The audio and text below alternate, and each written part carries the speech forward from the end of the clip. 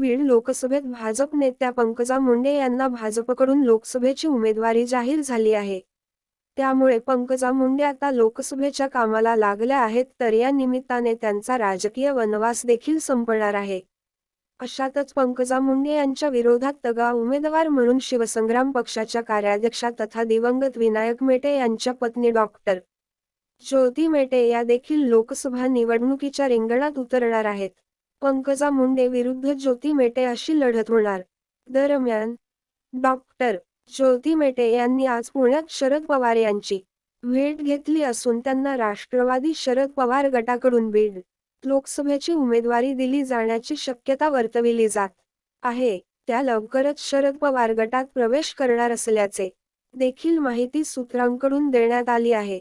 त्यामुळे बीड लोकसभा मतदारसंघात पंकजा मुंडे विरुद्ध ज्योती मेटे अशी लढत पाहायला मिळणार असल्याची चर्चा रंगली आहे. शिवसंग्रामच्या बैठकीत कार्यकर्त्यांची मागणी. बीड लोकसभा मतदारसंघात भाजप नेत्या पंकजा मुंडे यांना उमेदवारी जाहीर झाली आहे. पंकजा मुंडे यांचा यानिमित्ताने राजकीय वनवास संपणार असल्याने त्यांच्या कार्यकर्त्यांमध्ये उत्साह संचारला आहे.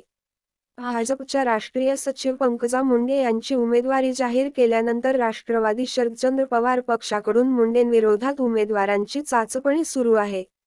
यात आघाडीवर नाव असलेल्या दिवंगत नेते विनायक मेटे यांच्या पत्नी डॉक्टर ज्योती मेटे यांनी लोकसभा निवडणूक लढवावी, असा सूर शिवसंग्रामच्या बैठकीत आळवला गेला आहे.